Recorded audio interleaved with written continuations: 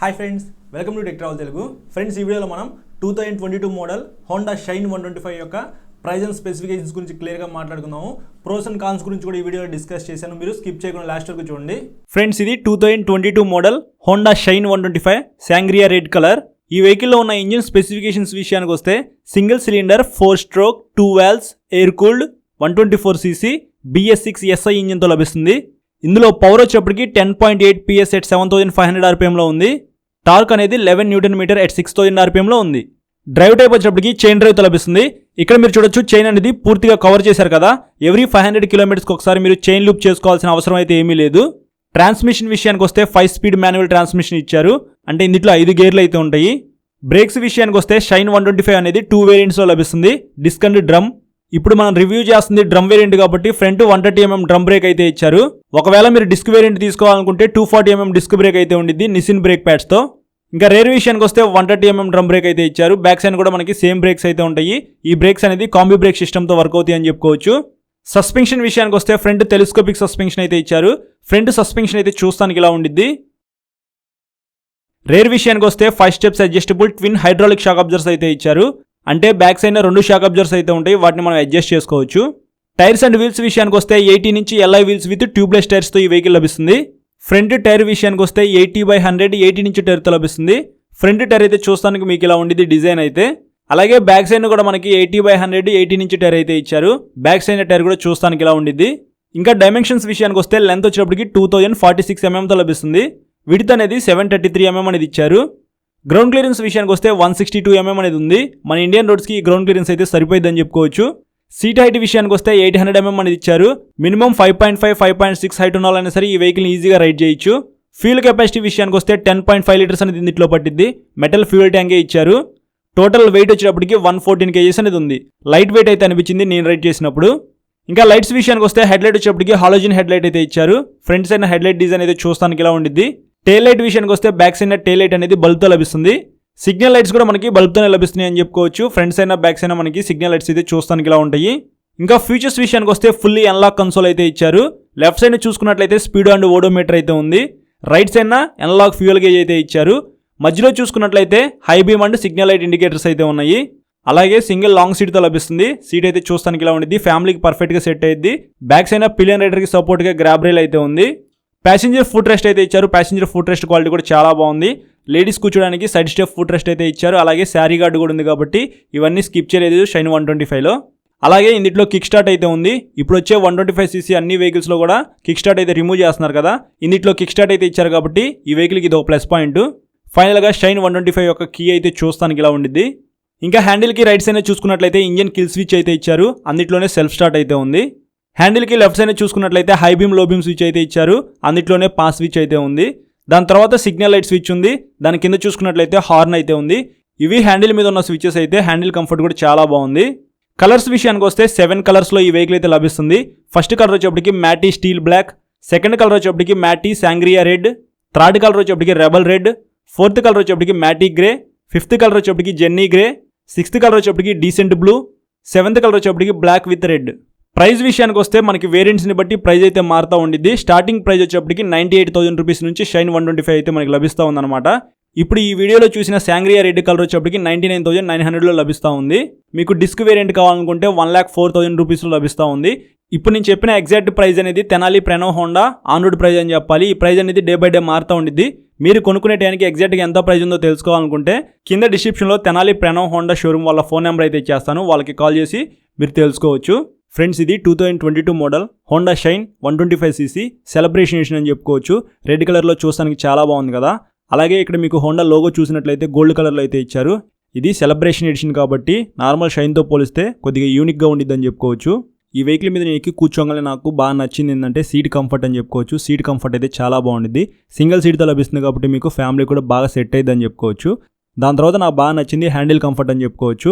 Riding comfort, sitting comfort, handle comfort ఓవరాల్గా బాగున్నాయి. Console విషయానికి వస్తే చాలా బేసిక్ అనలాగ్ కన్సోల్ అయితే ఇచ్చారు. అందులో మీకు న్యూట్రల్ ఇండికేటర్ అయితే ఉంది, సైడ్ స్టాండ్ ఇండికేటర్ అయితే ఉంది.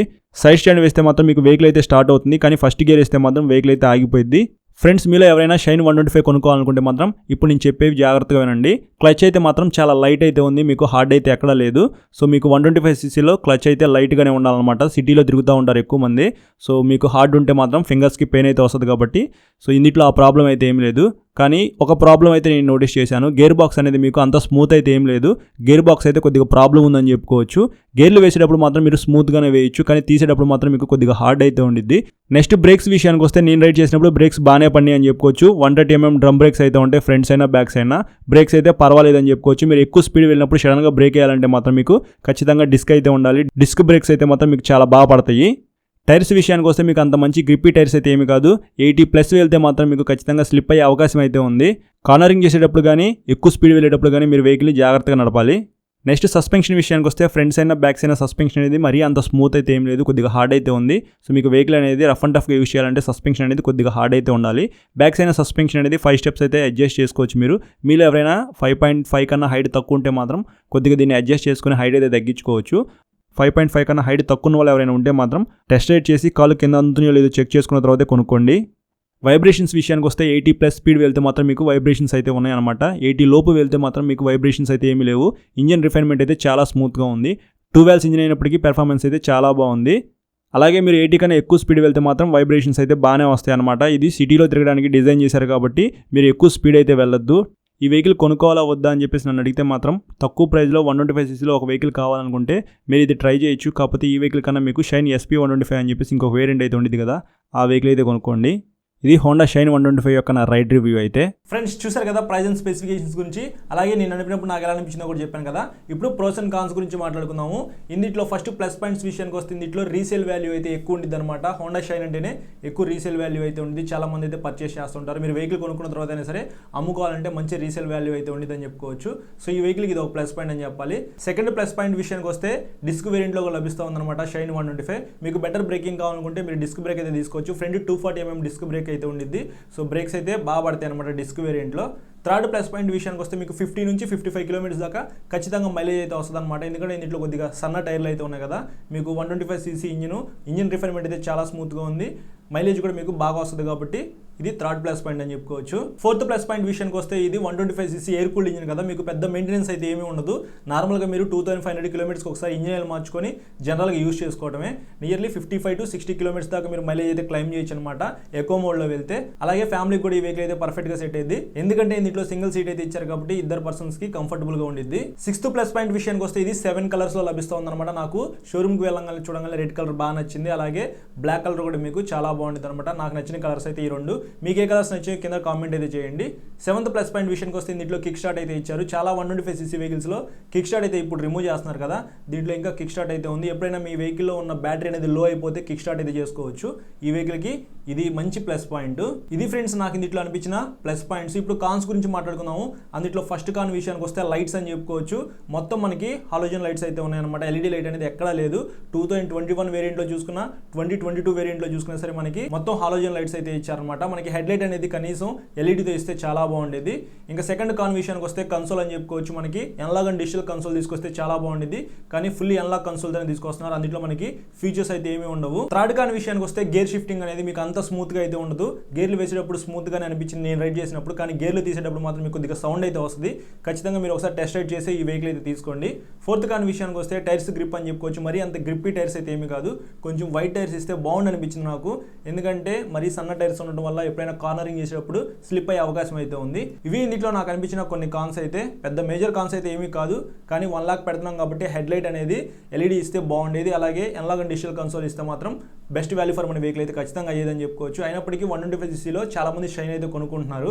సో నేనైతే మాత్రం మీకు ఈ వెహికల్ కన్నా షైన్ SP125 అయితే సజెస్ట్ చేస్తాను. ఎవరైనా 125cc కిక్ రాడ్ ఉండాలి, అలాగే సింగిల్ సీట్ ఉండాలి, ఫ్యామిలీకి సరిపోవాలనుకుంటే మాత్రం హోండా షైన్ SP125 అయితే మీరు కొనుక్కోవడానికి అయితే ట్రై చేయండి. నేను నెక్స్ట్ హోండా షైన్ SP125 సంబంధించిన వీడియో కూడా చేస్తాను. సో ఇది ఓవరాల్గా వీడియో నచ్చితే లైక్ చేసి మీ ఫ్రెండ్స్ అందరికీ షేర్ చేయండి.